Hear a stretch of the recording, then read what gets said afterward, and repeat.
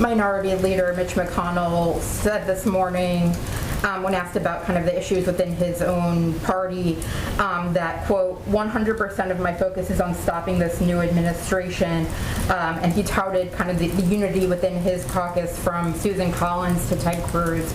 Are you concerned that it will be difficult to work with Republicans when you have these kind of statements coming from their leader? Well, I guess the contrast for people to consider is 100% of our focus is on delivering relief to the American people, on getting the pandemic under control and putting people back to work. And we welcome support, engagement, and work with the Republicans on that. And the president has extended an open arm to that. The door to the Oval Office is open. He's invited Senator Capito to bring a group of her choosing to the White House next week. And we think there is opportunity for agreement to deliver on relief to the American people. Okay, the first thing that pisses me off is that the fact that they're pretending that there needs to be any Republicans. They control all the branches of government. So they need to stop pretending that you need any Republican consensus to deliver anything to the people. Then there's the code where they're like, we have to put them back to work. And that's exactly what they care about. They care about nothing else. And C, it's about the American people because, and you can't kind of, like when we have flights and everything, you can't control the pandemic just among the American people and screw over the third world. So those are the three things that just like outright pissed me off. What about you, Karthik? I was while we were looking up what she said, I was also doing a little bit of looking up, and it seems like she went on Crooked Media to do a podcast like this to talk about like Joe Biden's address at the time. And I was just thinking about how there seems to be this kind of new, it's the same kind of like circular, what do you say? Like they have the same kind of like inner circle group, coalition, whatever, like of the same elite group of people. And it seems like there's no need to speak for anybody else, really. Like I don't even know if they're speaking for the American people necessarily, is what I'm trying to say in a sense. You're right. They're speaking to whoever needs the American people's labor force back. Right. You're right. It's not. Yeah, you're right. And it's like such a. The thing about it is that it's like even with Modi's government, they pander more. Even like Modi's the worst government we've had in India. But they still pander, like at least speak to the people more. Like they're not speaking in secret code to somebody else. You know what I mean? Right. And here it's like they're pretending the people don't exist. And you're absolutely right. They're not speaking to anyone. Yeah, it's that they're basically speaking in the abstract of some sense of like bringing people back to work, people have been working the whole time. You know, like who's going back to work? Who are they really talking about? Who's going back to work? And in the same breath, they also managed to somehow praise the essential workers and the frontline workers and so on. It's like okay. Lenin would be really irritated by this, but it's like what Lenin would call it's phrase mongering, as in this is just BS. Like stop fetishizing random people. Like and then they use them as a shield. So they're like, okay, they're going to praise the essential workers. And then they're going to be like, oh, criticizing Joe Biden is just like criticizing some like, I don't know, person who delivers your Uber. And it's like, no. Right. I mean, especially the question of like putting people back to work. And I think I had a notification this morning come up on my phone from AP News saying that the unemployment rate is rising again to at like 6.1% or something like that. I'm not exactly sure if that's essentially rising or if it's stabilizing or what exactly the trend there is. But I think it's 6.1% today. But that said, everybody else has been this whole time going to work, braving the pandemic in whatever capacity that they could, whether vaccinated or not, whether taking the necessary precautions.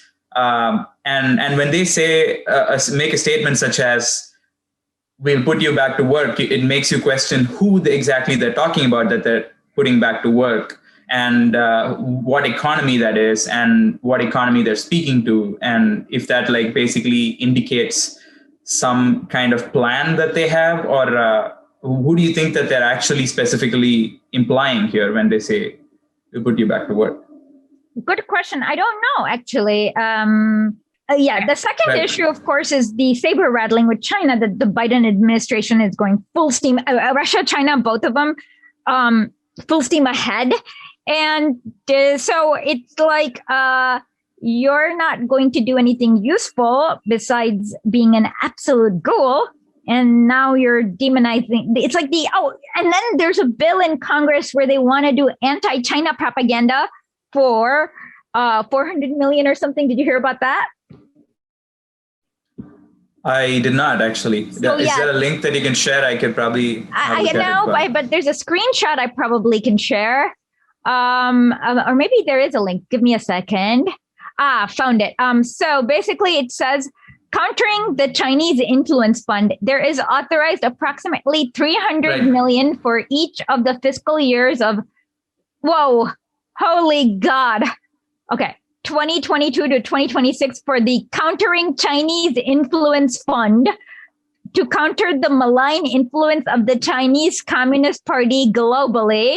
What the amount appropriated pursuant to this authorization are authorized to remain available until expended and shall supplement, not supplant, amounts otherwise authorized to be appropriated to counter such influence. So, Jesus Christ, that's a lot Yeah, of money.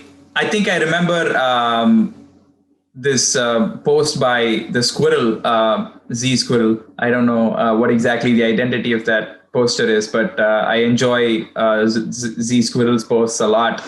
And this was a post where I think this was mentioned $400 billion that the US government.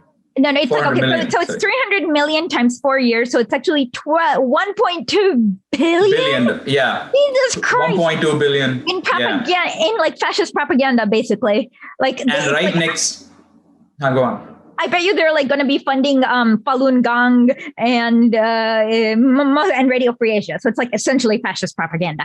I was saying something about how I had read the post by Z Squirrel, and it was showing how, on the one hand, they had spent 1.2 billion in propaganda, and then on the other side, there was another image that showed a Washington Post article basically shitting on the Belt and Road Initiative. So it's basically the wheels are in motion in a kind of way. Oh, Like yeah. That's basically the. It's kind of funny because I read the Council for Foreign Relations report on the Belt and Road Initiatives, and the basic thing is we can't actually fight it because China is actually doing something useful. We're not, and every country is going to adopt it. But we can try to slow it down a little bit. Is the basic thing, and it's I just wish people would see through how everything America does is a grift.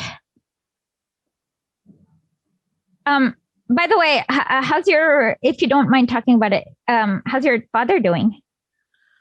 Sure. He was actually fine for a week. He got diagnosed about 10 days ago now, and like he was fine for about a week, where he had a high fever in the beginning, and then by like day 5 or so, it started subsiding, and then sometime in the middle of like day 8 or something, it started spiking again, and his oxygen started depleting a little.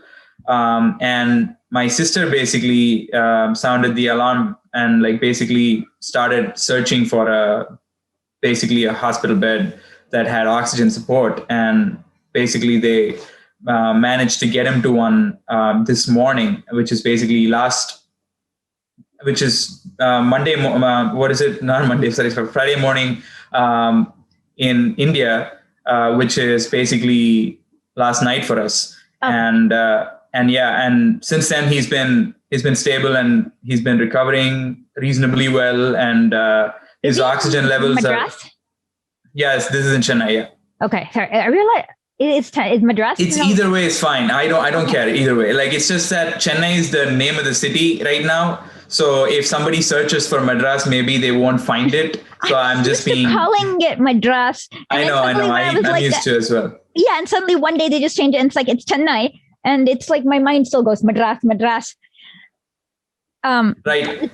We call it Madras still. Like when we talk to each other in Tamil, like we definitely call it Madras, and that's more a culture than any actual meaningful term, really. Like because exactly. I think Chennai is a more proper. Chennai is the Latinx term, I think, than Madras. Yeah. Madras is the more inappropriate term because it's the colonial.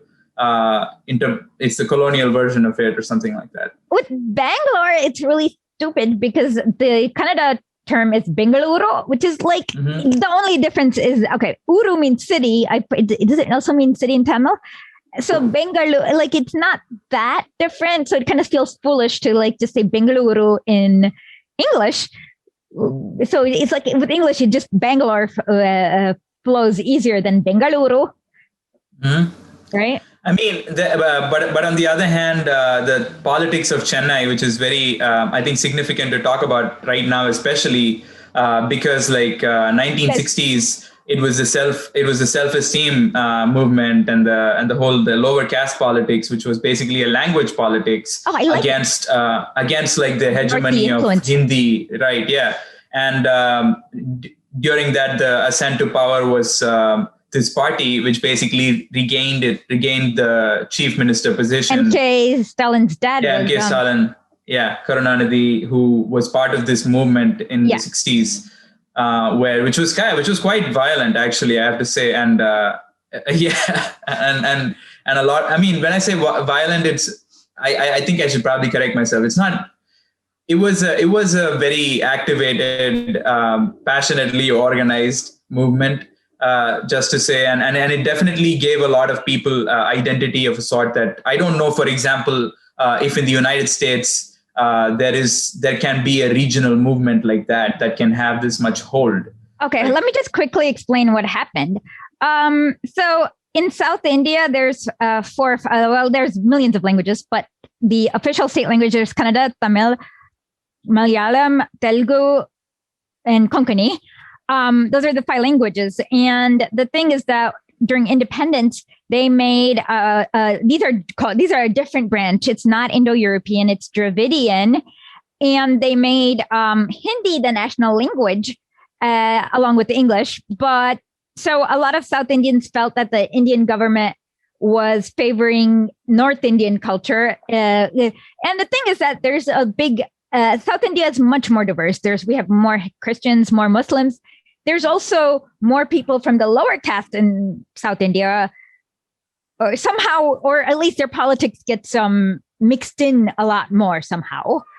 And so in Tamil Nadu, so at that point, the national government in India, like there's like 2 syllabuses, the state government. So the one good thing is you can't get some psycho in Texas, like you don't get the Koch brothers like rewriting the whole syllabus, which is like good, but it means that everyone kind of has to standardize. And so they had to have you had to pick 3 languages. The first language was your home language, your state language. And the second, or was it, who cares, whatever it is.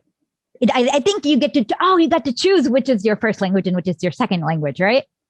Mm-hmm. And then you had to pick 3 languages to learn in order to pass high school. And they mandated English and Hindi.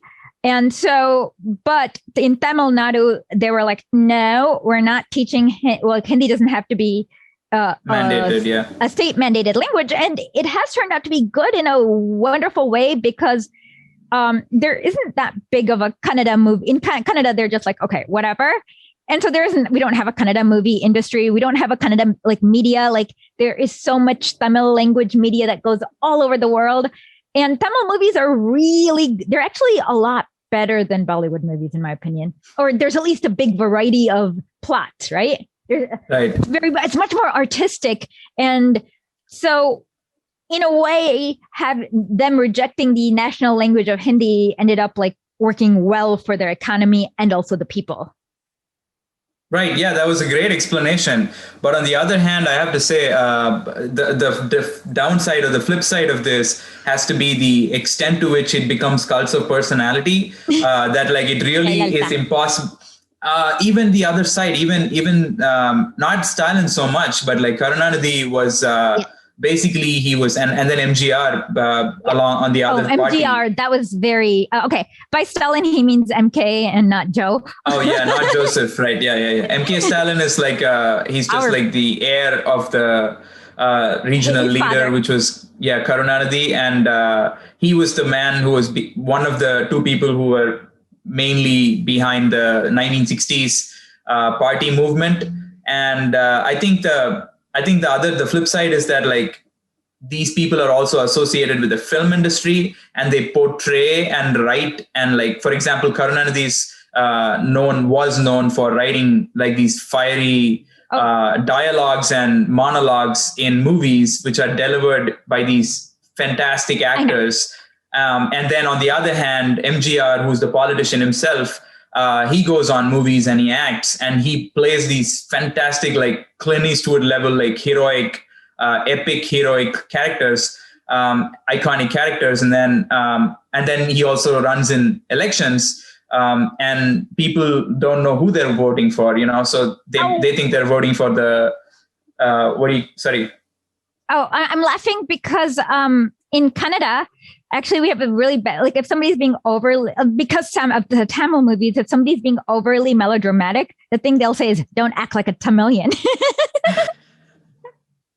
Right. Yeah. And again, like that's the politics as well. Like if you really have to have appeal in Tamil politics, it's extremely passionate, emotive, and like you have to cry and like you have to pay tributes, and when they say kiss the ring, it's very literal. You have to literally like fall at their feet, like bow to the stage. But they had a chief minister in his state. Her name was Jayalalitha, who died a few years ago, but she was very iconic. But like I said, Tamil Nadu is one of the more prosperous states in India. It's not as prosperous as Kerala.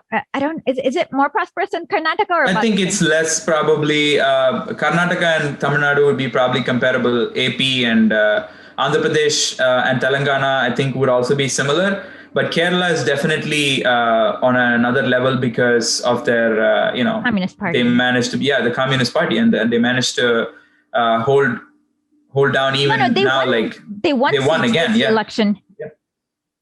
Yeah. They beat BJP, the Hindutva party won 0 apparently in Kerala. But in South India, I don't even understand how there can be a BJP because they're such a North Indian oriented. It's like such a North Indian cultural chauvinist party. Like, I don't get how they can have any appeal in South India. It's kind of insulating South India a little bit. I think like South India is arguably a better place to live.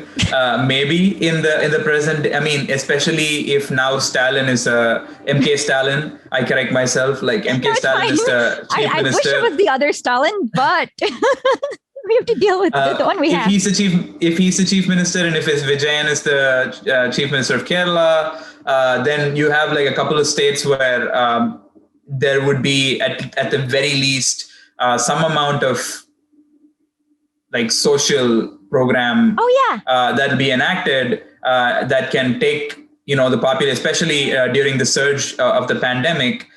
You might have to rely on states to come to the rescue, which basically Kerala did last time, and right now Tamil Nadu might have to do that as cases surge, and and my sister was basically anecdotally. I can tell you that my sister was telling me how hard it was to even find a hospital bed with oxygen support. And it's just like basically that dire. And even now on programs, even national TV in the United States, I see on Mehdi Hassan's show, I think he had like a couple of experts or something who spoke. And even they're saying that right and the problem isn't even vaccines. The problem is like basic supplies of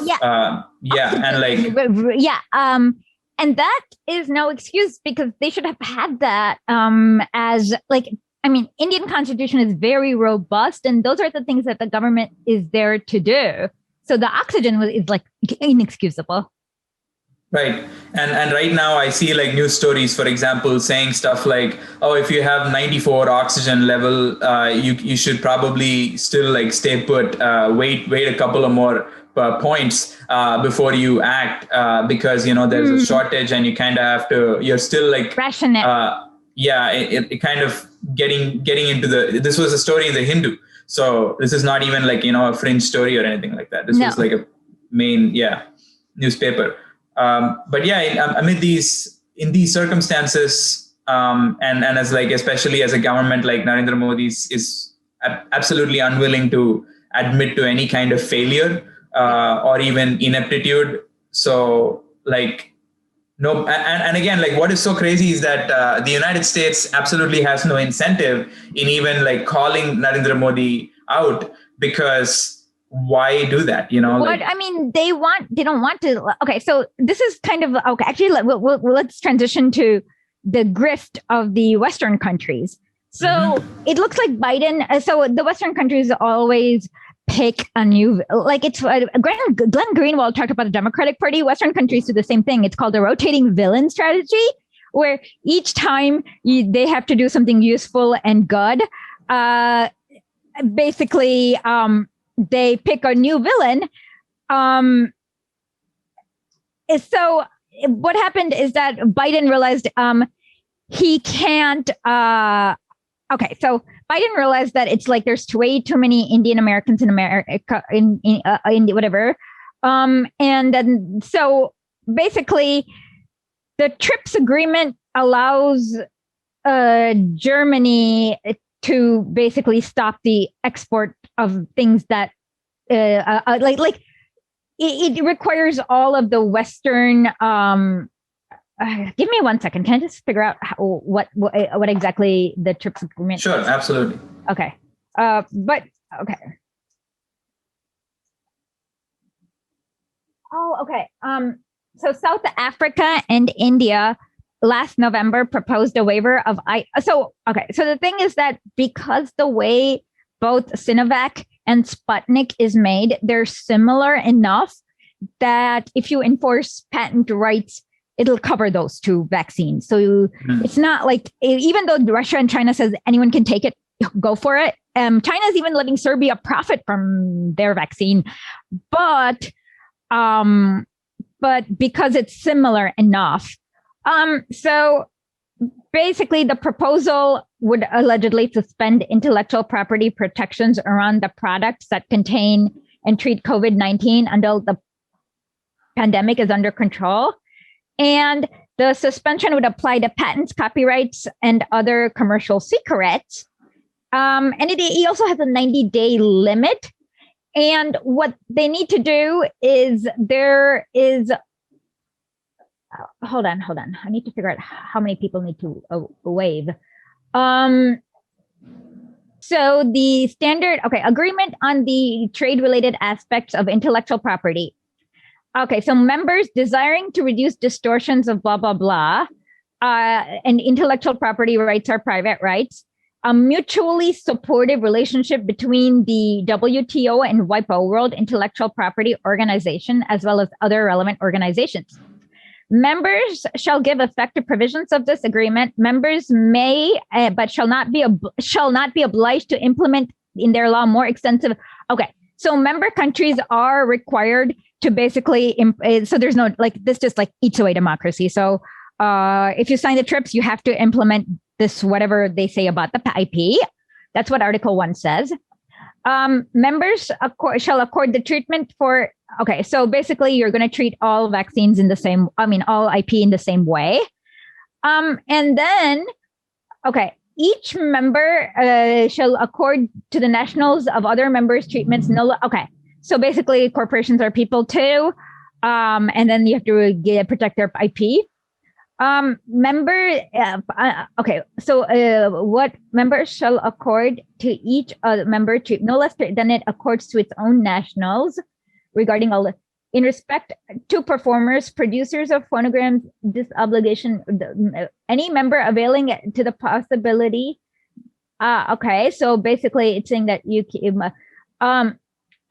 With regards to the oh my God, got it. Okay, I think I know what's wrong. Okay, Article 4 says, let me just put Jenna, let me just share this so that we can put it up on the screen so people can see what's going on.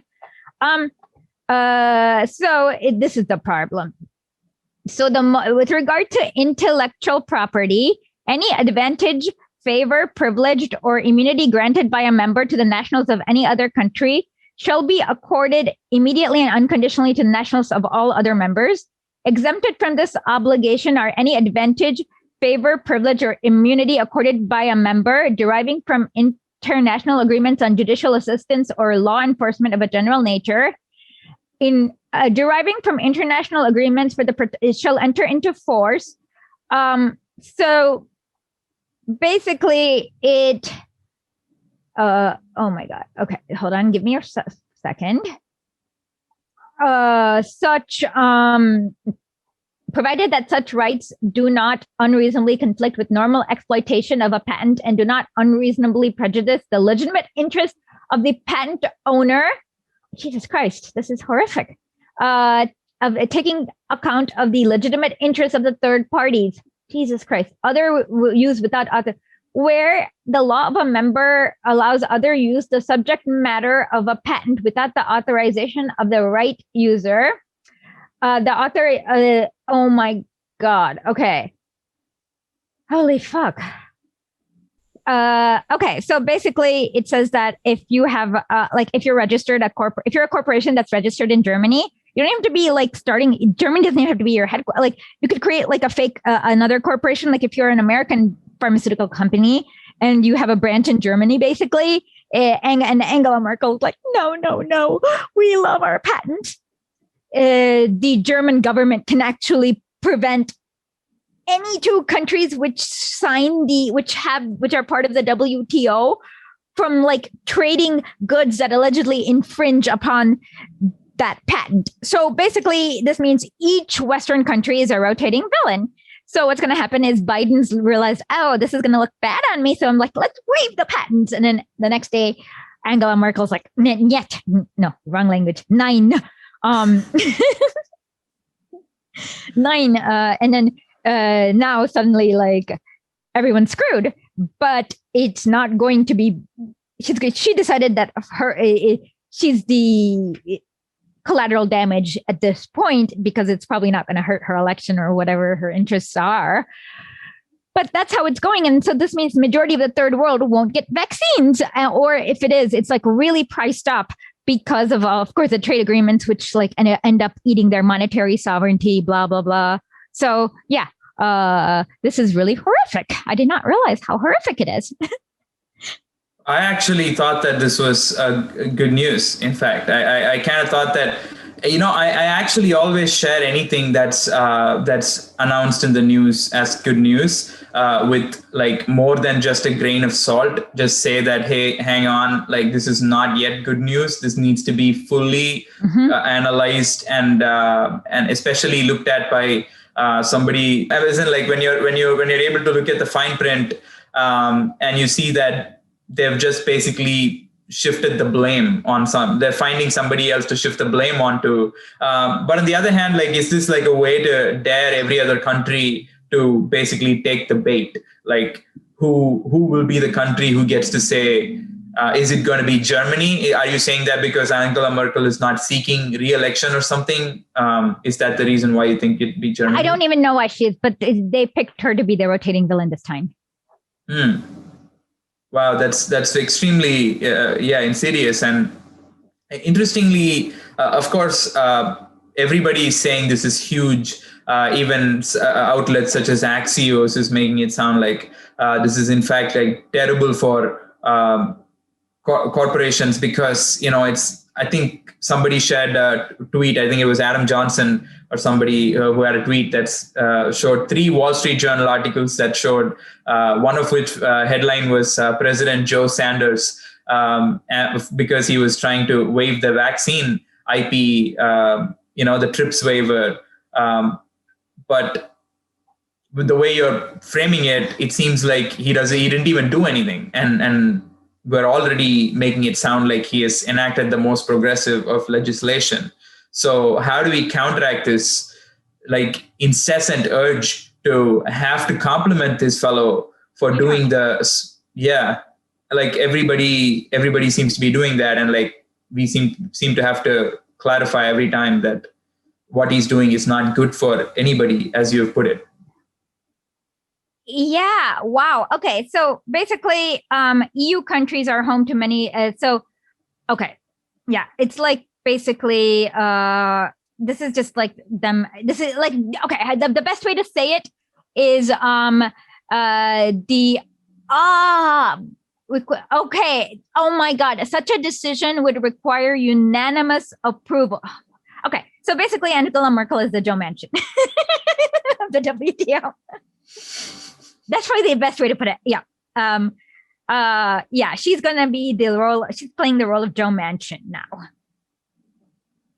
Right? Isn't it also kind of very evident that Joe Manchin and Kirsten Sinema are being boosted by clear, like, party interests to be the villains so that they can appear good in comparison, and they're being rewarded probably by like guaranteed funds for re-election or something like that. And in fact, like Joe Manchin's wife gets like some shit in response in like exchange, and he's being wooed now and things like that. So it's like, how is the reporting on this making it seem like Joe Manchin is anything but like a clear accomplice in this? Like he's not like some kind of anti-hero. But I'm just using an example.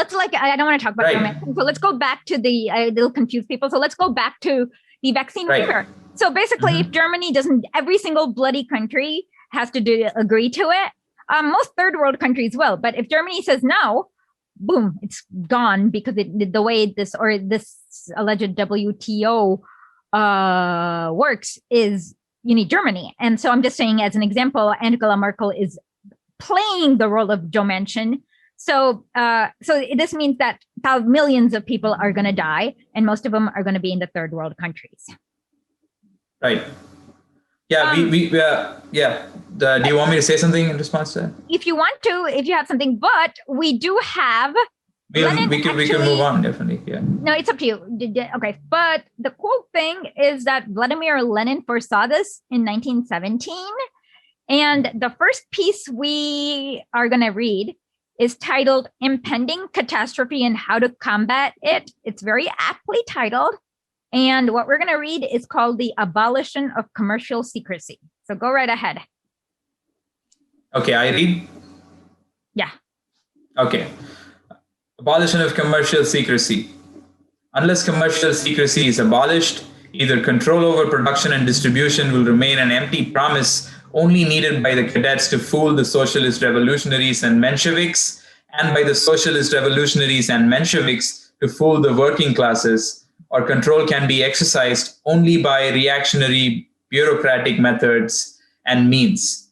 Although this is obvious to every unprejudiced person, and although Pravda persistently demanded the abolition of commercial secrecy and was suppressed largely for this reason by the Kerensky government, which is subservient to capital, neither our Republican government nor the authorized bodies of revolutionary democracy have even thought of this first step to real control. I don't have anything to say, but okay, yes, literally this applies to the COVID vaccine. Every word of it applies.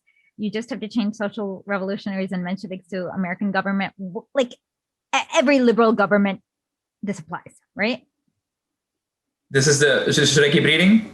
Yeah, no, but do you have a comment or no? Okay. Absolutely. I mean, I just want to see how this develops, to see who plays what role, because I'm not exactly able to place because the language does not exactly translate to me in the sense of like who the exact socialist revolutionaries would be analogous to. Revolutionaries are basically this like crazy liberal party. Mensheviks are also the super liberal, like Plekhanov. So basically, think of them as the Democratic Party. The cadets are actually exactly the Democratic Party. That's Kerensky. So this is, okay, the socialist revolutionaries and Mensheviks are like the AOCs, and socialist revolutionaries are like the weird AOCs. Who would it be, the weird AOCs? Somebody who's like a mix of Dan Crenshaw and AOC, so a weird AOC. That would be interesting. Like what, Jesse Ventura? Something like that? But just, Yeah, if he hasn't. Weird AOC and then AOC. Right. Okay, yeah, that does seem to. Every time I listen to Lenin, I can personally say that I've been listening to State and Revolution, and all the while I'm just basically equating the scenario at the time to what's going on in the present day, and like basically whatever consciousness has emerged post like Bernie has to kind of, I think, has to take the shape of the kind of consciousness that Lenin is carrying, right? Yeah. And it has to be at the very least informed by it, and like because in a way I think like one of my last like or like early comments would be that in aside from like Eugene Debs, I don't know who we keep going back to in the United States, no, like socialism. Everyone in America is a loser, and Americans are extremely reactionary. So the first thing that Americans need to do is get rid of their chauvinism and trust foreigners, because why are you going to listen to stupid losers? Like, you need to listen to winners like Mao, Lenin, Stalin. Like, those are the winners, not losers. It's a very good point. I think I was just going to say that we keep invoking Eugene Debs, who's a very conscionable. I was just going to say a very, very conscionable individual, but like strategically, we have to ask. But we still have a president, so I'm just going to call him a loser. I don't care. Yeah, good point. But I definitely, like I have to say, I've been equating the whole time, and I have like a lot of, I have questions written down for you. I'd be happy to ask, but I'm happy to continue reading. Yeah. Please continue. Okay. This is the very key to all control. Here we have the most sensitive spot of capital, which is robbing the people and sabotaging production. Oh my God. Okay, go ahead. And this is exactly why the socialist revolutionaries and Mensheviks are afraid to do anything about it. The usual argument of the capitalists, one reiterated by the petty bourgeoisie without reflection, is that in a capitalist economy, the abolition of commercial secrecy is in general absolutely impossible, for private ownership of the means of production and the dependence of the individual undertakings on the market render essential the sanctity of commercial books and commercial operations, including, of course, banking operations. And patents and IP. Like, we should just, commercial secrets, we should just add IP to this, like, because, yes. Right. Yeah, I mean, like, I'm all for IP, but so instead of like commercial secrets are a form of IP, but this goes much bigger. Like, this has become bigger than what Lenin, like when in Lenin's time, inventions, like patents were only for mechanical devices, but now it's gone like, whoo. So he would have added everything else. Okay, go ahead. Right. Those who want I love the idea. The petty bourgeoisie, like, reiterate the argument of the capitalist without reflection. I've actually seen like them like be like, if you don't have patents, there's no, and it's like, yeah, you're just like reiterating it without reflection, you dumbo. But go ahead. I see that argument all the time, and people defending Bill Gates saying that you gotta ensure quality, otherwise the quality is going to be extremely poor. You can't make sure that people across the world don't have the facility to make the kind of vaccines. Bill Gates has the audacity to come and say that on screen. Like, didn't Clinton bomb some, I thought it was Sudan or Somalia vaccine factory so that they don't have the capacity to make it? So that's just such a like evil thing to say. I mean, on the other hand, to even say that other countries don't have the capacity, well, like, I don't even just want to play the victim politics of like saying the United States is like sabotaging the country's effort to produce a response, but there are so many countries that produced effective responses that, for example, India has, I don't know why India is not, using the Russian vaccine, for example. No, because I told you, because it's similar enough that the intellectual property rights is I spoke to somebody who's a biochemist. The Sputnik is similar enough to the Moderna vaccine that if you respect the patent rights, it's going to cover the way they've written the patent. It's going to cover the Sputnik vaccine. So you have to like throw away, in order to like just produce the Sputnik, you have to throw away the intellectual property. So So if they why- successfully waive the IP, then technically India can take the Sputnik vaccine. Yeah, well, right? India can technically take it now because we have a really big military and we have nuclear weapons. What are they going to do? We have 1 billion people, but Modi won't exercise that power. Indira Gandhi actually would have. I don't like to praise Indira Gandhi, but she totally would have exercised that power, right? Right. Yeah. I'm sorry. I don't know. I don't know if I She's a can. horrible person. She did Yeah, I personally, she predates me, and I cannot claim to understand, No, she's a her horrible decision person. making. Like she was like she did lots of horrible things, but she would have totally exercised power to and like totally like I would have just waived the vaccine, the patents, and tell the West what the bleep are you gonna? She would have done that. But whatever.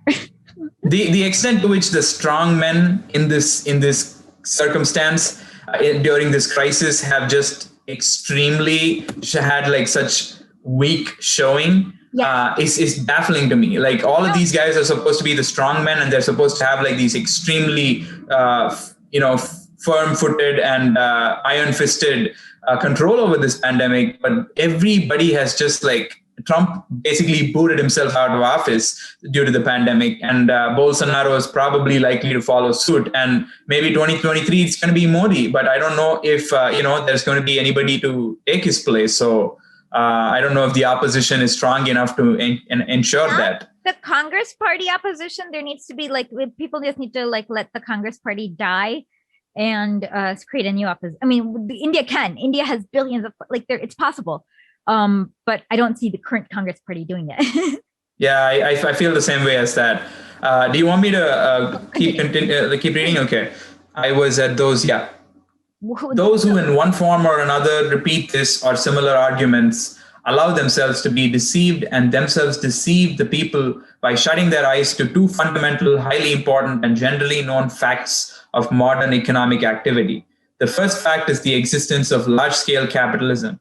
That is the peculiar features of the economic system of banks, syndicates, large factories, etc. The second fact is the war. It is modern large-scale capitalism, which is everywhere becoming monopoly capitalism, that deprives commercial secrecy of every shadow of reasonableness, turns it into hypocrisy and into an instrument exclusively for concealing financial swindles and the fantastically high profits of big capital. Wow. Yeah, I like this one. Yeah. I don't even have to summarize. I don't even have to say anything. Like Lenin speaks here. You could publish this. I feel like you could publish this as an editorial right now. Yeah, exactly. And nobody would know. Yeah. You could just like literally erase the name and everybody would just like totally. Yeah. They'll know. If I change Kerensky to Biden, it will be just the same. Wow. Yeah, go ahead. So where was I? Big capital. It is modern large-scale capitalism. Yeah, large scale. Okay. It is modern large. I finished that sentence. Large scale capitalist economy, by its very technical nature, is socialized economy. That is, it both operates for millions of people and directly or indirectly unites by its operations hundreds, thousands, and tens of thousands of families. It is not like the economy of the small handicraftsman or the middle peasant who keep no commercial books at all and who would therefore not be affected by the abolition of commercial secrecy. He even addresses the concern troll about the small business owner. Oh my God, this is good. Okay, go ahead. Wow, that's beautiful. Okay. As it is, the operations conducted in large-scale business are known to hundreds or more persons. Here, the law protecting commercial secrecy does not serve the interests of production or exchange, but those of speculation and profit-seeking in their crudest form, and of direct fraud, which, as we know, is in the case of joint stock companies, is particularly widespread and very skillfully concealed by reports and balance sheets, so compiled as to deceive the public. You have a comment? No, okay. Lenin doesn't. Let's keep going. Go ahead. Sorry. While commercial secrecy is unavoidable in small commodity production, that is among the small peasants and handicraftsmen, where production itself is not socialized but scattered and disunited, in large-scale capitalist production, the protection of commercial secrecy means protection of the privileges and profits of literally a handful of people against the interests of the whole people. This has already been recognized. The few versus the many. This is like, this needs to be memed. Can we meme this, Janet? Wow. Okay, go ahead. I was going to say that in many instances, I think it was Ro Khanna who pointed this out, that the vaccine was produced with government money, and it was produced with the cooperation of the NIH with Moderna, and Pfizer was given money or something like that. I don't know which was which, but basically the American public wants something. Like technically, if you were to even make the argument that this is not what the American people want, or the American people want to protect, or whatever, even if you want to make that case, that is not even a case either, because the American people actually want to waive the rights and have everybody have the vaccine. But the government, when has the American government listened to the American people, really? Never. Lenin has a lot of things to say about the American government. It's really funny. We should cover that one day, but go ahead. Okay. This has already been recognized by the law, in as much as provision is made for the publication of the accounts of joint stock companies. But this control, which has already been introduced in all advanced countries, as well as in Russia, is a reactionary bureaucratic control which does not open the eyes of the people, and which does not allow the whole truth about the operations of joint stock companies to become known. Absolutely. I have nothing to add. Go ahead. To act in a revolutionary democratic way, it would be necessary to immediately pass another law abolishing commercial secrecy, compelling the big undertakings and the wealthy to render the fullest possible accounts, and investing every group of citizens of substantial democratic numerical strength, 1,000 or 10,000 voters, let us say, with the right to examine all the records of any large undertaking. Such a measure could be fully and easily effected by a simple decree. It alone would allow full scope for popular initiative and control through the office employees' unions, the workers' unions, and all the political parties, and it alone would make control effective and democratic. Accurate. Okay. Sounds like an executive order, right? Like easily effected by a simple decree. Yep. Go. Exactly. Like Biden can actually do that. Go ahead. Is that something that the left in the United States can actually rally and try to push for? Obviously not. If it could, we would have been at a different place. But go ahead. Now we come to the sweet part. Add to this the war. The vast majority of commercial and industrial establishments are now working not for the free market, but for the government, for the war. This is why I've already stated in Pravda that people who counter us with the argument that socialism cannot be introduced are liars, and barefaced liars at that, because it is not a question of introducing socialism now, directly, overnight, but of exposing plunder of the state. Yes, that is exactly it. Anyone who says socialism is not practical, what they're doing is that the state is actually controlling all the economy. They're just like deciding to give profits to Bill Gates. So this is, yes. Okay. Yes. Lenin's right. Okay, go ahead. That's a great way to put it, deciding to give profits. Capitalist war economy, that is economy directly or indirectly connected with war contracts, is systematic and legalized plunder, and the cadet gentry, who together with the Mensheviks and the socialist revolutionaries are opposing the abolition of commercial secrecy, are nothing but aiders and abettors of plunder. Yes. The war is now costing Russia 50 million rubles a day. I bet you American war costs more in terms of dollars today than the entire World War I, for all we know. But go ahead. I wanted to actually ask you, he has a very different terminology with which he calls World War I. He called it some kind of predatory imperialist war or something like that. Exactly what it is. Yeah, and it's so beautiful that American history, of course, sanitizes the war by calling it like the Great War or the World War I. But I liked that Lenin is basically naming it exactly what it is. It's the imperial concentrated imperialist powers having it out with each other. Where he's like, oh yeah, like the reason why the workers shouldn't take this into account is it better for the workers if if Britain loots India or Germany loots India? And that's exactly what World War I is about. Who's going to loot India? Half of it. And China. Yeah. Go ahead. Wow.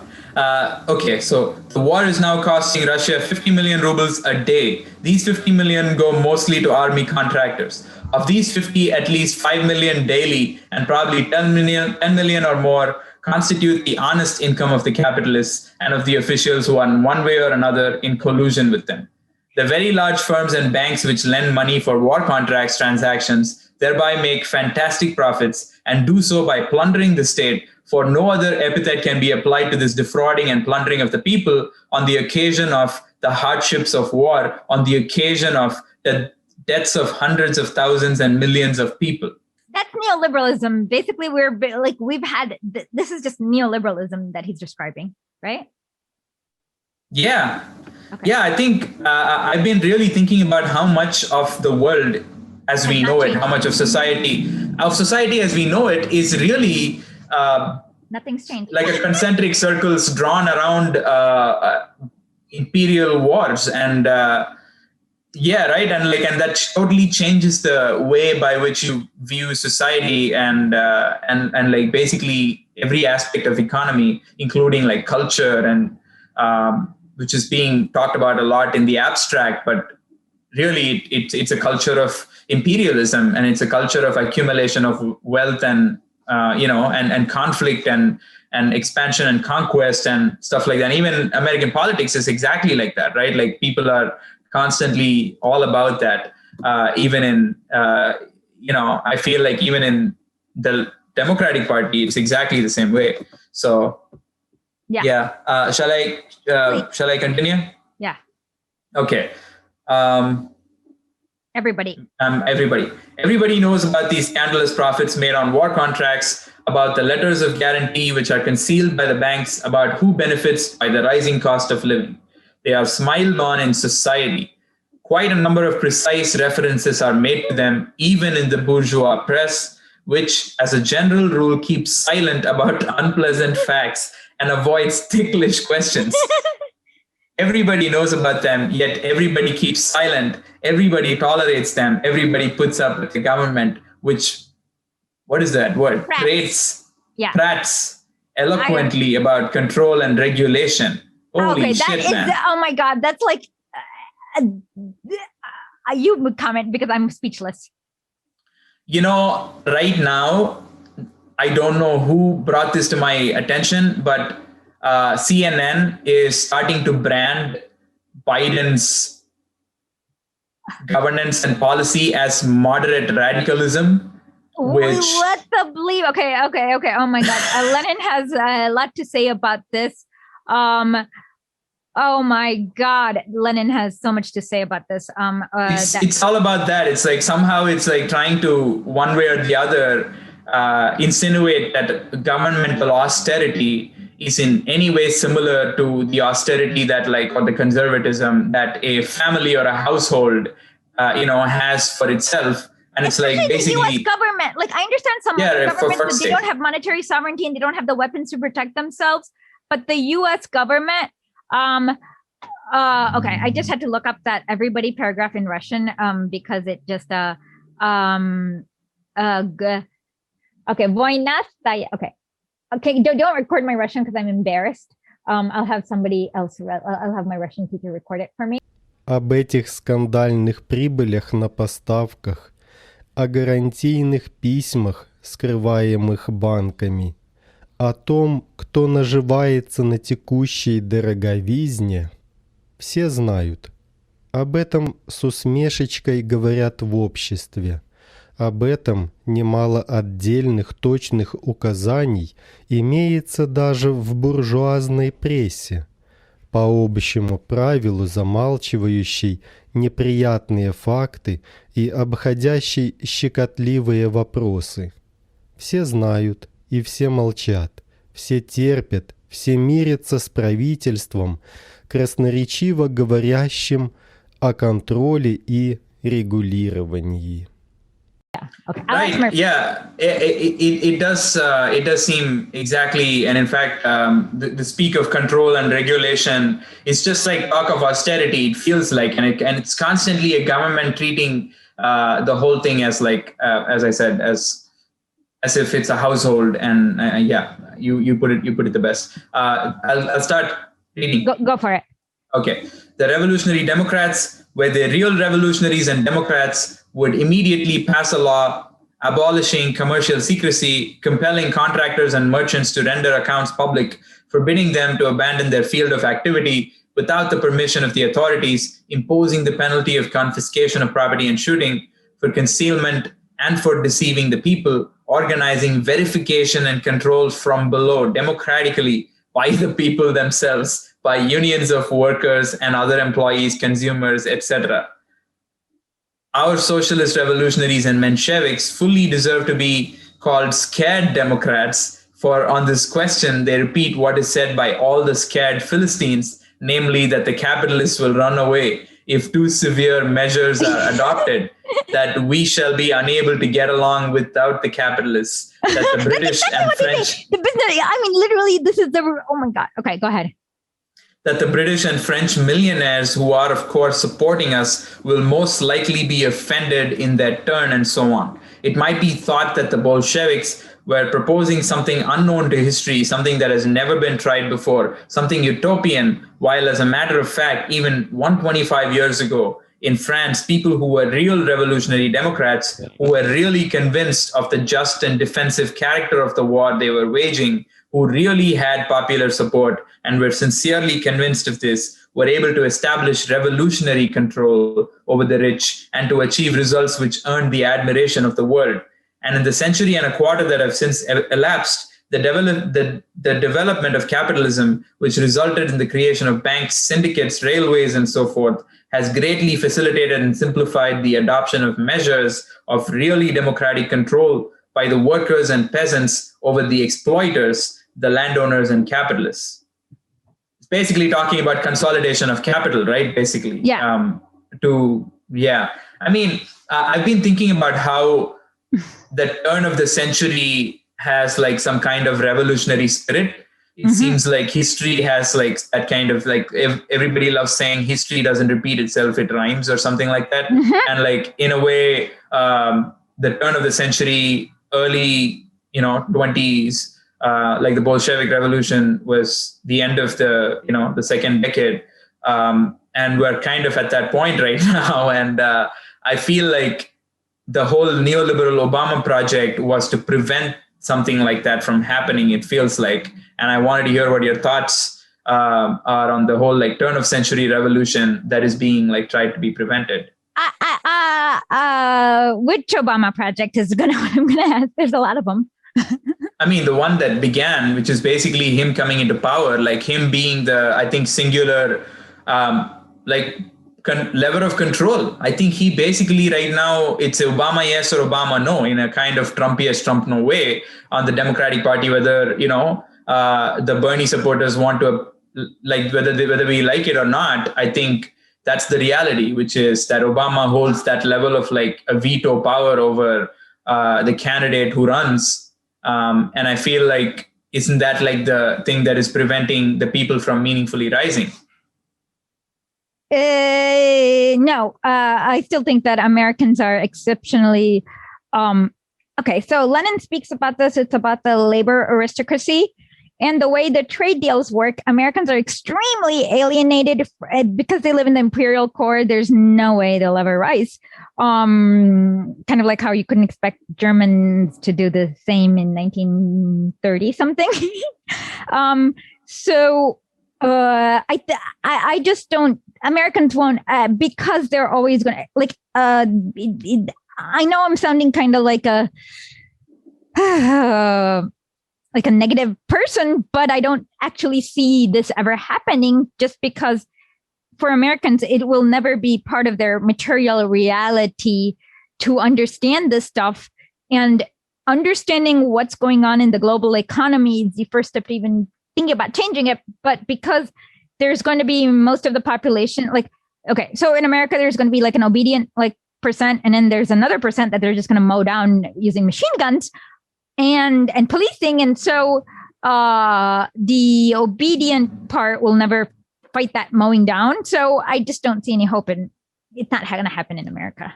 Yeah, and it's so poignant, really, in an extremely disastrously tragicomic way that like the person who should kill all optimism and hope is the guy who sold it. Like Obama is the guy who sold optimism and hope and the audacity of hope and all of that shit. And like basically that was the way, and insidiously that was the way by which he killed it, because the hope was saying that you can't hope for more than this. And like I feel like that was the Obama project. That's what I mean when I say Obama project. It was like more of a narrative project, because like, the guy who killed the dragon tells you that this is the most that we can do, then that's effectively a ceiling, right? Like that's kind of what I meant when I say Obama project. Like, and I feel like Lenin is kind of hinting at that. That's why he's so angry at these people, because they're the scared Democrats, because they're basically misleading and deceiving the people into acting against their own interests, like basically they're muddling it so that people don't know what their own interests are. And if anything, literacy has not helped. I'm sorry, that was I'm joking. Okay, go ahead. Okay, the last paragraph. Yeah. In point of fact, the whole question of control boils down to who controls whom. That is, which class is in control and which is being controlled. In our country, in Republican Russia, with the help of the authorized bodies of supposedly revolutionary democracy, it is the landowners and capitalists who are still recognized to be and still are the controllers. The inevitable result is the capitalist robbery that arouses universal indignation among the people, and the economic chaos that is being artificially kept up by the capitalists. Aha! We must resolutely and irrevocably, not fearing to break with the old, not fearing boldly to build the new, pass to control over the landowners and capitalists by the workers and peasants. And this is what our socialist revolutionaries and Mensheviks fear worse than the plague. And it's poignant that we're talking about an actual plague and vaccine against it when we're talking about what the Mensheviks and the socialist revolutionaries fear, like the plague, because they fear actual helping the people. Exactly. And the funny thing is that he did worse than the plague. And the funny thing is that Lenin actually does deal with the Spanish flu, and he deals with it way better than what the Tsar would have done. But that's another story. This is like so poignant. I can't even. Poignant, yeah. Whatever it is. It's like I don't know what to say other than wow. It could be an op-ed that if there was any real left publication in the US, they would publish an op-ed like that right now. Proletary. I'm gonna publish it on my thing, but it's gonna say Lenin, and I'm not gonna. Somebody's gonna have to change the names for it, and then. By the way, with Lenin tweets, I always try to like fool somebody blue check into arguing with Lenin and losing to Lenin. But so far, we've had like non-blue checks argue with Lenin, but blue checks have not. Darn. Yeah, blue checks really don't engage with visibly, radical. Like if they know that something is like, saying Fred Hampton, I don't think that they would, even bother, because they know what to expect at the very least, like that they're not going to expect something that's going to be within the scope of what they know even. Like, I don't know, like this might even be beyond their knowledge. Oh, it always is. That's why they'll anytime like a blue check gets into debate for me, debate with me, they always lose, because like they don't even understand how these trade deals that they fucking sign. Like it's like you worked in Joe Biden's office, but then you don't know how this trade deal worked, and then you like it's like what the bleep? Sorry. Right. No, the thing is, I think there was some Republican, I forget who it was, but there was some Republican congressperson or member of Congress, I don't forget, it was a senator or congresswoman or a congressman, but they said something to the effect of something about Marxism, which just came across as like an extremely uninformed view. And I always wonder, like, how do these people get away with saying these things and nobody gets to ask them? Well, how do you know about this, by the way? You didn't get to read this book at all, right? Like clearly you are a Republican and you haven't really bothered to read anything that Lenin has said. How do you get to be an authority on what Vladimir Lenin means? Oh my God, last week somebody called Joe Biden lefter than Lenin. And I was so mad. I was like, how dare you blaspheme Lenin that way? Dear God. Yes, Senator Kennedy, that was the one who called who questioned Nira. And I'm like, are you kidding? Do not blaspheme Lenin in front of me ever. If you do, you're going to get, I show no mercy. Like anyone else I can handle, but not Lenin. I literally, it's like anyone says even one bad thing about Lenin, I'm not going to show any mercy. I'm just going to go. Okay. Sorry. I would, sorry. Shannon, it's okay. I was just going to say, do you want me to play the Hillary? Just let me know if you want me to play please do. Okay. Actually, can we change the piece into the one where Lenin wants China to liberate? Have we read that piece yet about where Lenin asks China to liberate Europe? No, I don't think that we have. Okay, let's do that. Well, let's change that because that would be funny. I wanted to ask you if I can, throw a question across to you. Of course, go ahead. Okay, I really admire. I think I grew to, because of you, I took up reading Lenin, and I think I've read 2 books I've listened to it. But 2 books so far. Basically, first is What Is to Be Done, and now State and Revolution. I'm not fully done with State and Revolution yet. Okay, let me just pause you there. State and Revolution is basically Lenin trolling Karl Kautsky. So I don't know, it may sound fancy, but unless you want to know why Kautsky is a very bad person, I don't. No, I have a more generic. I always want to keep it relevant. So this will be a generic question. Go ahead. The way that Marxism is invoked in present day, Republican or any kind of right wing, even Democrat politics, is when they say that you're kind of imposing cultural Marxism or whatever they call it, that's that's critical Hitlerism.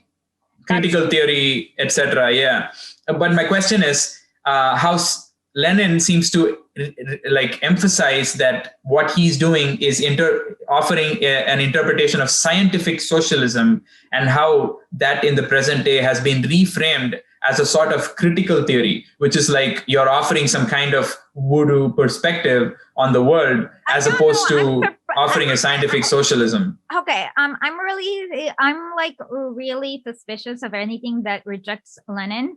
So, if we're talking about critical race theory, God knows what it is, and I don't even care to know what it is because I just don't care. Right.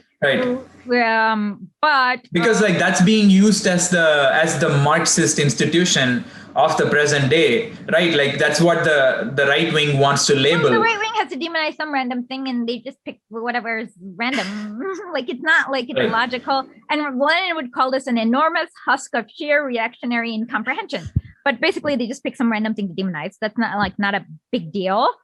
But yeah, it's Americans don't even think that Lenin could be relevant to them. And I actually lost a good friend over this, a former friend.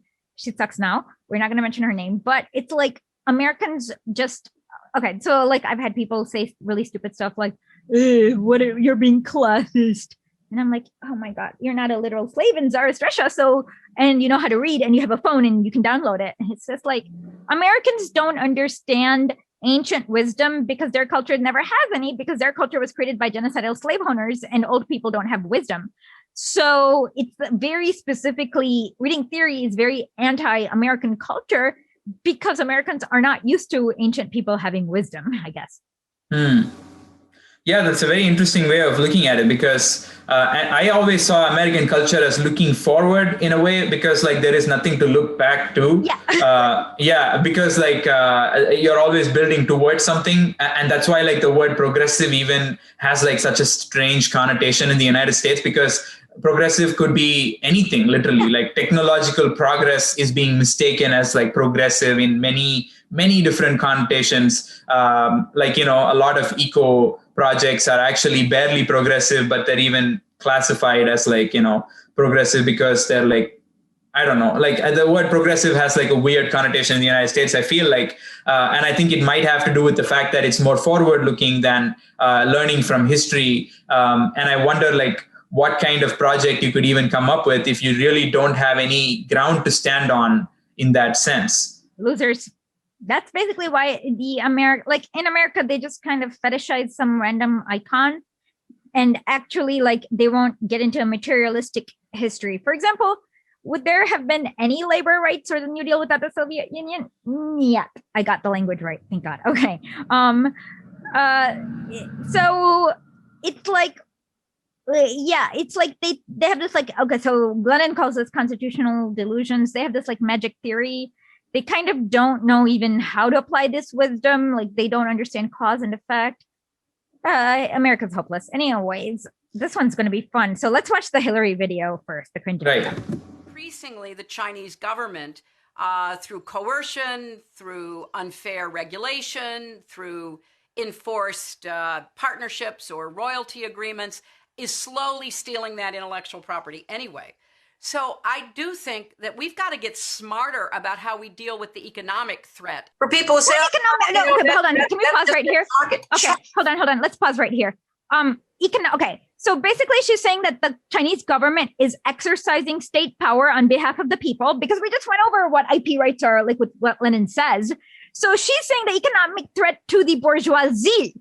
So this is like extremely disgusting, in my opinion. I know she triggers me extra. We know that. But this one, like, just the fact that we just got, And reading Lenin, and like she explains what's wrong. Like, God damn it. Okay, go ahead. And for people who say, oh, well, you know, that disrupts the market. China has disrupted the market. I'm sorry, but China should disrupt this market because this is a ghoulish market that's like genocide. I mean, is it genocide? I don't know. Like when you kill only brown people, what do you think? It is. I think I wonder what the thrust behind this is, like, because like what I also noticed is that like this is coming from Hillary Clinton, who like basically is behind the reason why most stuff went to China to begin with, right? I know why. They were being overly cocky. They thought after the dismantling of the Soviet Union, they were gonna dismantle China the same way. And they thought they were going to like slowly trickle in, and then they were going to like supply China with lots of reactionaries, and then do a coup, kind of like they was able to do with Operation Gladio with the Soviet Union. But then they did not understand. Like they had an incomprehension moment, and I believe back then, was it Deng or was it the one after Deng Xiaoping? Who was the premier of China back then? Do you remember? I'll look it up. It was after Deng Xiaoping, and it was Jiang Zemin. Okay, so basically they were very smart what they did. They knew how to bring manufacturing. It was almost Stalin-esque. You know how Stalin kind of cucked Henry Ford with the tanks, right? No, I actually do not. I'm really sorry. I'm a little ignorant. Okay, so what happened is that Henry Ford was like, oh, so greedy. And he's like, I want to manufacture in Russia. And then Stalin's like, oh, no. Henry Ford wanted to profit from Russia. And Stalin was like, okay, we'll buy so many Ford tanks for our military, provided that you like he basically said, you have to manufacture it in Russia using Russian equipment. So Henry Ford did it, and he gave him a 5-year contract, and he profited well from it, but he's greedy, and he's also, who. So basically then with those tanks, Stalin rolled into Berlin in 1945. That is interesting. Was that intentional, you think? Yeah, of course. Wow, that's pretty fantastic. Wow. It was a photo op. You can see it. I'll show you to you sometime, but you'll see it has the go on it, and it was totally intentional. Stalin's not a usual, like Lenin's an overt troll. Stalin's a very subtle troll, if that makes sense. Like Lenin, you can tell when he's trolling. Like the next piece, he's super trolling. But Stalin, you can't tell if he's genuine or trolling, but this one I predict it's a troll. All right, let me finish this video. China is not a free market economy. We tried. We let them into the World Trade Organization. We sent our businesses over there. We made trade deals. They are a controlled top-down economy. You will never compete and win against them unless you take back the means of production. What the hell? She said it. She said the whole thing, except like she framed it like they're villains. I know, because to her, they're a villain. You know how people who support who are Hitler, I always say, like in World War II, there are two sides. There's the Hitler side and Stalin's side. And if you're demonizing Stalinists, you're probably a Hitlerite. For her, taking money away from private corporations is the villainous thing to do, right?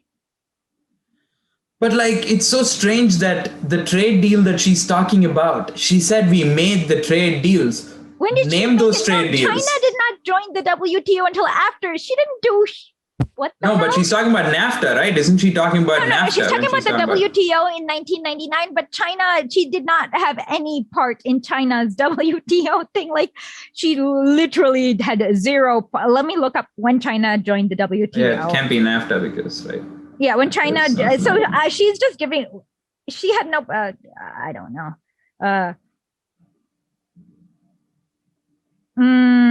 Okay, she had absolutely no part in it because it was done during the Bush era. So what the hell?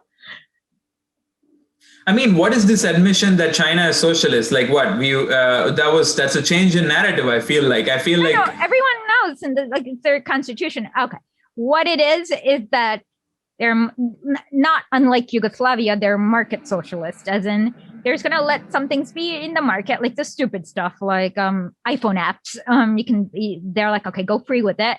But the fundamental things like manufacturing, whatever it is, they are socialist in that thing, and it's a lot like Tito's Yugoslavia. It works very well. Even Milton Friedman, it was funny. He once went to Yugoslavia and he's like, "Oh my God, this is real cap." And Tito was like, "No, this is real socialism." So it's that she's upset that they can't have. She and Clinton probably thought they could coup China and do a color revolution there, and they're upset that China. China actually. I'll put this up, but I'll show you. China also hacked the entire federal database of all the federal personnel.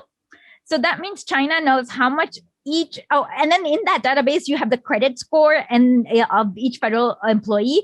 So China exactly knows how much debt each federal employee is, how much debt they have. So they can turn anyone like that. But they also Iran also cracked the CIA database. It's not that hard. And then what happened is in 2017, one by one, all the CIA assets were dying, getting assassinated. And the last one, they assassinated right in front of the US embassy to say, hey, we know. And so they don't have any eyes and ears inside of China or Russia now, or Iran. And they're freaking out because of that. And so... Wait, how do you know all of this? It was in the Wall Street Journal. Seriously. Wow. They're really? public records. Yeah. They assassinated someone right in front of the embassy in China? Yeah, that was done in visible daylight. He was a CIA agent. They assassinated him right in front of the US embassy to show that they know what don't do this again. It's like a warning. Yeah, I mean, I'm kind of this thing about this type of stuff is definitely something that makes me feel a little jittery. But I have to say, China, you don't want. Well, I mean, you shouldn't have CIA agents in your country. So. Yeah. It is. It's extremely. Yeah. I agree with that. I agree with both positions. I think I just don't. In general, I'm a pacifist. I don't know what to do with this piece of information in a way. Be impressed by it. Be impressed by it. Yeah, I find it impressive. Definitely. Yeah, it is pretty. It's a remarkable feat to have. I guess at the very least, have happened. But so I think what they did was they. Okay, so when they allow Not allowed. When the companies wanted to get cheap manufacturing and labor, they thought that they could use the companies to do like a coup, color revolution, the Pinochet method to China, but they could not. They failed. That part of the plan failed for them, and that's why they're freaking out now. Right, and I wonder what that means in terms of what the Biden administration is. It's signaling something. Like she's definitely saying, and I've always like wondered who her person in the administration is, because it's unlikely, I feel like, for a person like Hillary Clinton to be sitting there and twiddling her thumbs and just going on screen and. No. Yeah. Obama's edged out her people, most of her people. It's exclusively Obama people in his administration. I don't see, unless, Jenna, do you see any Hillary people in Biden's administration, or is it all Obama people? What about Kamala Harris? She's an Obama person. I consider her more Hillary. You think so? That's what I was thinking, right? Yeah. Thinking. But I don't think, like, I mean, Nero didn't get in. That would definitely have been a Clinton person. Yeah. And none of the obvious choices of the Hillary people, like, you know, like the Lincoln's definitely Obama person. Yeah. Have there been any Hillary people or not? Sorry, go on. Kamala's weird because I mean she's probably more of a DNC like overall kind of choice. But she's not like an Obama. She's not like the Pod Save Dan right or whatever. Can't remember their names. I find her definitely curious because and I am yet to see what her own like Obama-esque personal ambition would be, because like I definitely think she has that. Like, because, you know, Hillary has that and Obama has his version of that. Hillary has her own like version of that. She wanted to be the power couple and all of that. And like Obama wants to be the lifestyle brand, like couple and like all of that. And like that, what does Kamala Harris? I think Kamala Harris is a little even more lifestyle-y, especially with the kid and all of that. The Emhoff child. Oh, I didn't know who's like doing the fashion stuff and all. So I mean, like my sense is, especially looking at K-Hive, Hillary to K-Hive transition of the accounts that I've seen on as a layperson, you know, who just like walks the streets. I feel like Hillary, she seems more like the base of support seems more like Hillary's base of support, the first woman base of support than anything else. Sure, but that doesn't even matter. So if we're talking about corporations and oligarchs, I don't know. But what she's saying is basically that they need to move manufacturing away from China to like some other puppet country, but they can't because China won't let them. So it's like they wanted it to do like I'm sure there are. I mean, like that's why they never moved it to India, because they didn't think that they could trust India back then. I mean, they couldn't. But they really had hopes for China that it would be like could. Maybe maybe somewhere in South America. Ecuador, like something like that. Like I think that's what they wanted to do. What she's trying to signal is find a puppet government to like move manufacturing over. But they're kind of stuck because China won't let them do that. China is going to just nationalize it, and then it's going to be the Soviet Union. Like this is the first time I've seen them this scared since the Soviet Union was around. Like I haven't seen this in a while. And with that, actually, I think it's a good segue to our next Lenin troll piece. It's one of my favorites. I mean, I just wanted to say that like. I saw a tweet by you saying that India can become like a proxy stage for a clash with China for the US. And I've been like especially afraid of how Modi could, especially and right-wing government could allow that to happen very gladly. Or a feckless, spineless Congress government could, you know, take the support of the US and, you know, use that to thwart the right-wing government and kind of, be okay with being that proxy in terms of foreign policy with regard to China. So I wanted to hear what your thoughts are on that as well. Okay, India. Okay, so the CIA agent, there's like this famous quote where he said, India's democracy is unhackable. So there's like the US can't do a color revolution equivalent of India. So even if the feckless Congress wants to take US help, that's not going to happen. Or Modi. Modi already takes US help because like there would be no BJP without the Silicon Valley tech bros. Long story. Mark Ames has a great piece on this. Wonderful. So what happened now is that China and Russia came to the rescue, and for the COVID thing, and America has not. So it has locked this. Basically, the America has locked themselves out of anything in India. Thank God. But I think that India should kind of be like Russia in their relationship with China, as opposed to just being their own. Because there's no Yugoslavia, there's no other power to align with like the India could. So they have to be like China, Russia, like, you know how Russia and China are like this now? But India needs to join in and be a trio. And I can't see any, but of course we need to have an actual democratic, like we need to go back to the good old days. Right, because like I don't see Congress doing that either, because Congress, it's a strong position. It's a politically strong position. I don't see either of them. And Modi won't take that because it's not the right-wing position. So he can't take that for that reason. He could totally, he could totally sell, if he wanted to, this image that like Xi is a dictator, so I like him, or something like that, like how Trump used to do that. But he won't, because he's the Silicon Valley has captured him. So all I can say is that in India, at least people can organize a Bharat Bandh, which Americans can't. A Bandh is an all India strike. So right. I have faith in that. Okay, I think on this note I can start reading the piece, right? This is like an utter troll. It's really funny.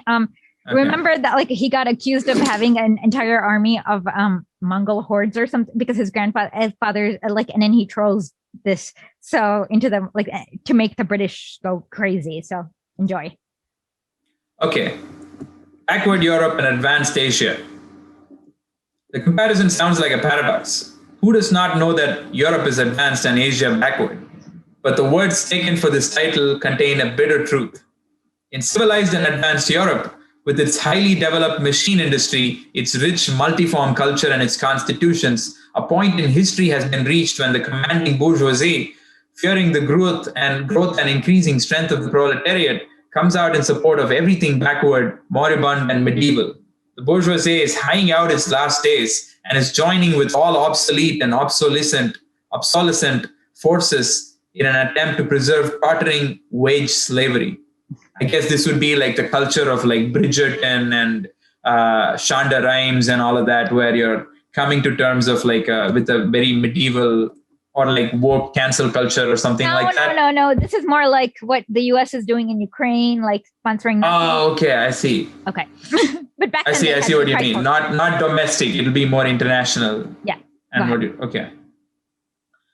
Advanced Europe is commanded by a bourgeoisie which supports everything that is backward. The Europe of our day is advanced not thanks to, but in spite of the bourgeoisie, for it is only the proletariat that is adding to the million-strong army of fighters for a better future. It alone preserves and spreads implacable enmity towards backwardness, savagery, privilege, slavery, and the humiliation of man by man. In advanced Europe, the sole advanced class is the proletariat. As for the living bourgeoisie, it is prepared to go to any length of savagery, brutality, and crime in order to uphold dying capitalist slavery. It's kind of interesting. I don't know if I can say that this is kind of similar to how the culture is defined by the proletariat and the culture of the nation and all of the traditions of the nation and the people. And it's similar to how all literature, great literature, is actually just working class literature, because even the great novels, the great American novels, are just one of my favorites is Grapes of Wrath, and John Steinbeck. He was a communist, but it was a very working class literature. You know what I mean? Like generally, yeah, all great literature is just like portraits of working class life and like the colorations of it, because otherwise you're looking at like, kings and queens stories, like Game of Thrones shit. And like, Who cares? even in Game of Thrones, for example, like you see so many scenes of like just like bar fights and like bars and like the place where the common folk gather. So it's like all of the culture is like really proletarian culture, and I'm really glad that he's making the case for it, because we keep, and especially like look at American popular culture, like all of it is just like street slang, and yet the people who are speaking it are nobody from that class. And that's so and it's like I come from a culture, so I like just like do a very slight, I'll be under a minute, but like coming from Tamil Nadu, like in Chennai, the entire like music industry in Bollywood and Chennai is just like all lower caste music. But it's performed by. There's like so much street theater. There's like so much Bharatanatyam, and all of it is. There's so much low. Like it comes from every Like the no, but I want to emphasize that like all of this at the end of the day is performed by. Like Nomadland being played by Frances McDormand playing a homeless woman. It's like that, it's like the celebrities playing homeless characters and like poor characters and so on. There is really no like class empowerment. It's just like bourgeoisie pretending to be proletariat, playing the roles of the proletariat to entertain each other and themselves. Sadly, that's also our government in America. Yeah, pretty much. Okay. Yeah. Okay, so where was I exactly? Uphold dying advance Europe, dying capitalist slavery. And a more striking example of this decay of the entire European bourgeoisie can scarcely be cited than the support it is lending to reaction in Asia in furtherance of the selfish aims of the financial manipulators and capitalist swindlers. Everywhere in Asia, a mighty democratic movement is growing, spreading, and gaining in strength. The bourgeoisie there is as yet siding with the people against reaction. Hundreds of millions of people are awakening to life, light, and freedom. What delight this world movement is arousing in the hearts of all class-conscious workers who know that the path to collectivism lies through democracy. What sympathy for young Asia imbues all honest Democrats. And advanced Europe, it is plundering China and helping the foes of democracy, the foes of freedom in China. Yeah. Hong Kong, right? Like basically. Yeah, the Uyghur thing, everything. Go ahead. Yeah, I'm just like, I'm a skeptic as far as I can say. I don't know what the truth is. That's as far as I think I know. But like, more than that. So I definitely like follow you on that issue, man. That's like such a whole. Oh, no, it's total bullshit. The Uyghur thing, all of it is by Adrian Zenz, who's just like Christian doomer, who's like, it's all bullshit. But go ahead, let's read. Okay. Here is a simple but instructive little calculation. A new Chinese loan has been concluded against Chinese democracy.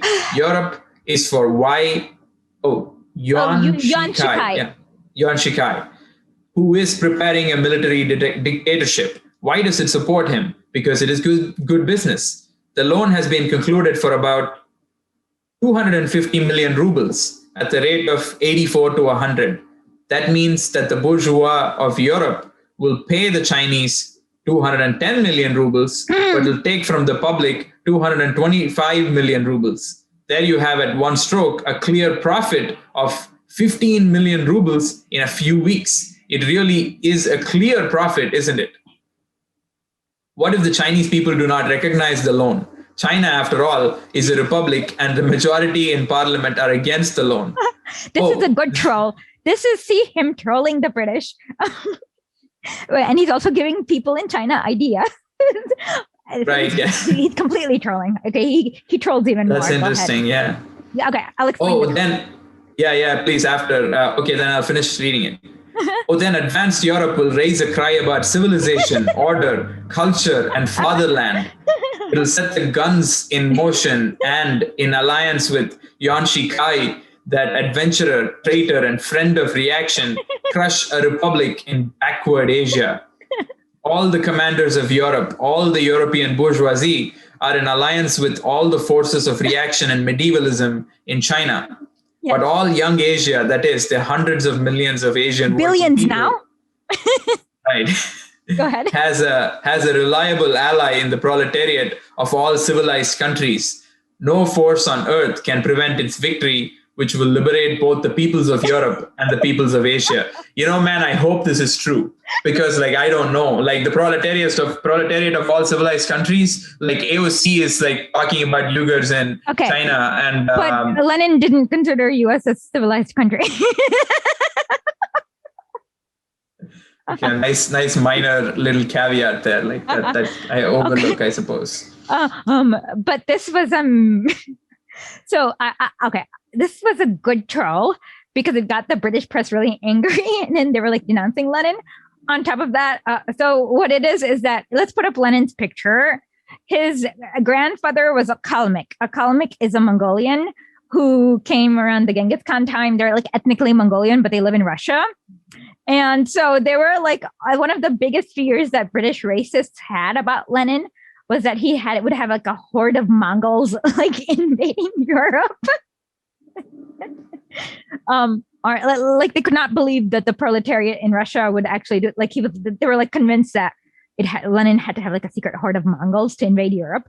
And he's basically making them foam at the mouth by asking China to invade Europe and bring it freedom. Right. Yeah. So I said Asia will liberate Europe. And so it is literally Mr. Xi, we're having something, please liberate tweet, which he did. In a way, what he's saying is kind of prescient because, as you said, the US seems to have tried the whole we need somebody to liberate these backward people in Asia. That has always been the kind of narrative with which the West has approached any country that is, whether it's for trade or any kind of conflict, that any person who's civilized has to be a person who completely bows down to the utter interests of every, person of the West. And that seems to be the one sole deciding factor.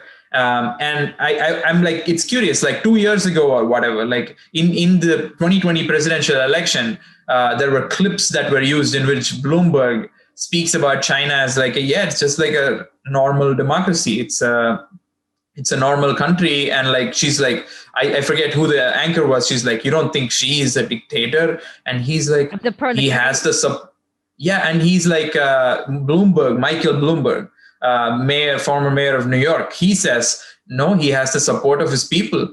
I think and Mike Bloomberg is on record defending Xi this. And right now, what the hell is Hillary Clinton doing is my question. What is the strategy behind this?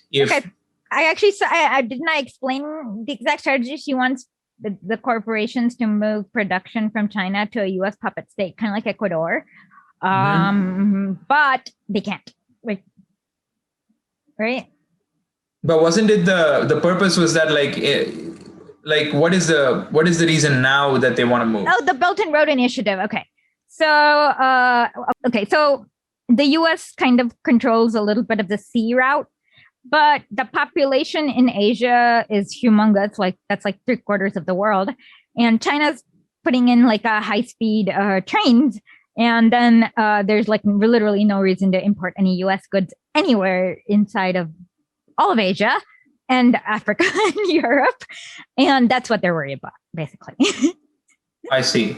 Okay. So the Belt and Road Initiative is becoming a threat to United States manufacturing, and they don't want to, and they feel it is United States manufacturing that is helping not the United Belt and States Road manufacturing, United States profits, finance capital. Right. There's no manufacturing in the United States anymore. They got rid of that. But the finance capital can't be in control if China has control of the manufacturing, right? Because then it's just monopoly money. You can play with monopoly money. If you can't deliver goods, you're just playing with monopoly money and you're not in power. So that's what she's afraid of. So she wants them to move the manufacturing so that it's not it's back under the control of the finance capital, but they're not going to do it. They're not going to be able to do it because, I mean, China has nukes. China has a big military, and I feel like this is a retreat. Then this doesn't feel like it's an aggressive position at all. I feel like this is kind of walking away with your tail between your legs in a kind of way, right? No, that's when the empires are most dangerous. That's when World War I happened. That's when World War II happens. So the U.S. is willing to do probably World War III to before they walk. Look, that's when empires are most dangerous, though. That's actually a good point, because I this is the one place where I think I don't know how a person with military power would act, because I am an individual without it. So I can never like really fathom the extent to which like a person, and I think we need to really think about that when we like idolize a person such as Hillary Clinton, not us, but like anybody in who's watching or like listening, whoever has any kind of opinion of her that is even in the least sympathetic, that this is a person who could make like these kind of decisions. Yeah, make these kind of decisions about. Look at her cackling like a maniac after killing Gaddafi. Large-scale destructive decisions that have led to large-scale destruction. Yeah. Psycho. I mean, there's like, she's a social. She's dangerous. Thank God she's not president. Is what I say. Thank God. Yeah. In this respect, what do you think there is any connection to like the United States pulling out of Afghanistan or not pulling out of Afghanistan? Is that connected to China policy at all? Oh no, there is. I don't think they'll pull a. God, I don't know what they're doing there. They claim to pull out, but I bet you they'll go back on their deal like they always do. And that's because there's like a little corridor. So Xinjiang, that province, like it has a small border with India, Afghanistan, Pakistan. So if they have to build a high-speed rail, they need that province. And their idea is to like create a 10,000, like thousands of like Al-Qaeda members. It's also majority Muslim. Censor that. Okay. It's also and they've been like training these extremists as a way of sabotaging it. And but so that's the whole occupation of Afghanistan. And I bet you they'll hold on to it with a bigger,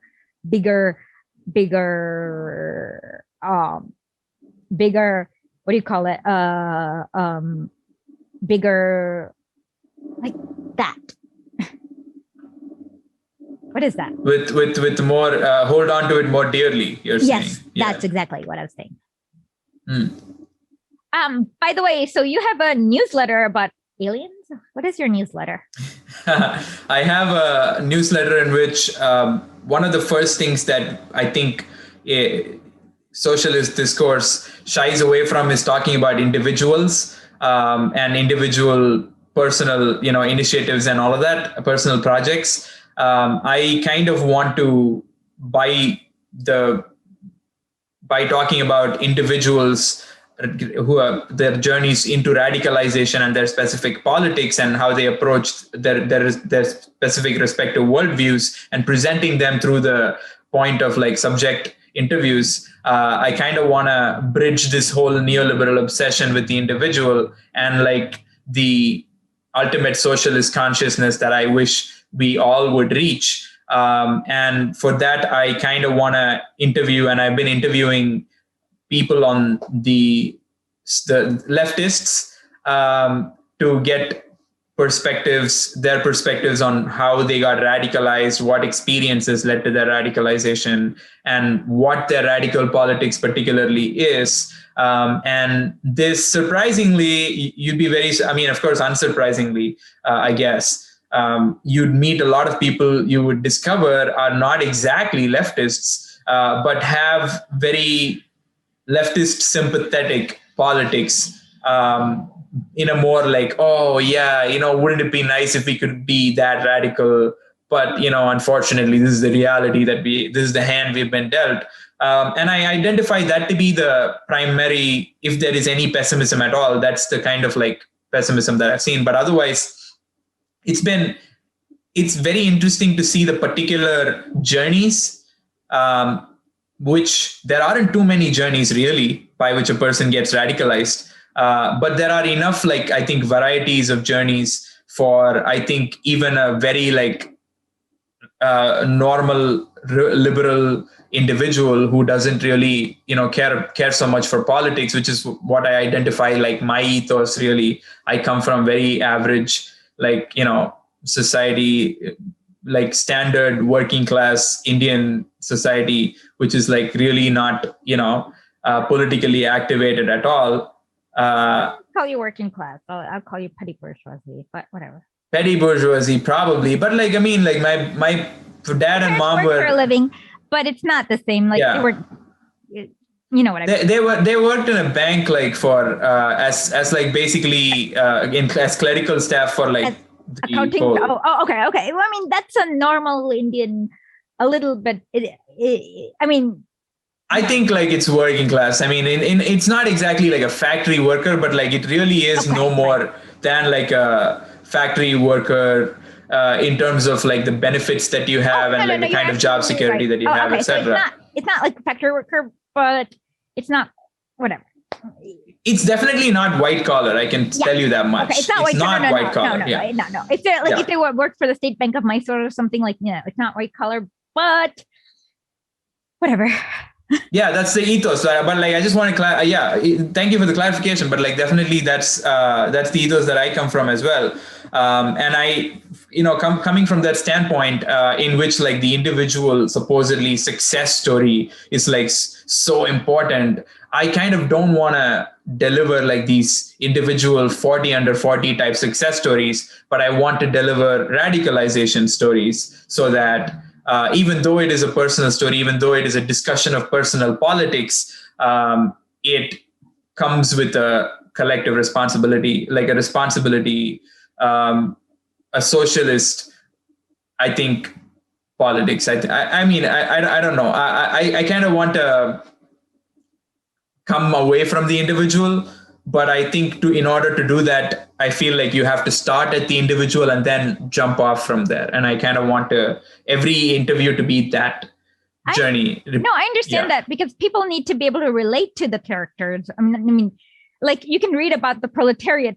You might like Maxim Gorky. He did a lot of this kind of work, because you have to be related. Like, you have to understand. I can tell you like the scream, like, understand modern monetary theory, read Lenin. But if it's not personal to you and you can't like identify the journey, you'll never do it. So I think it's very important what you're doing. Workout, I'll tell you to save the embarrassment. But I am getting to interview Shama Sawant about the vaccine waivers, the trip waivers for this Indian newspaper called The Wire. Oh, I love The Wire, actually. It's one of my favorites. Yeah, and like it's one of the rare publications that actually tries to be, a voice of the left, and not just be like a empty, like Democrat adjacent, type mouthpiece. It's pretty cool that like one of my intentions as a person who's not from here, living here in the United States, is to frame or like try to frame the United States story through the lens of the socialists here. And that's why like I want the vaccine story from the perspective of an elected representative such as Shama Sawant, because I know that will be the kind of take and the kind of politics that will represent a left in the United States. So what is your newsletter? How do people subscribe to it? And how do people follow you?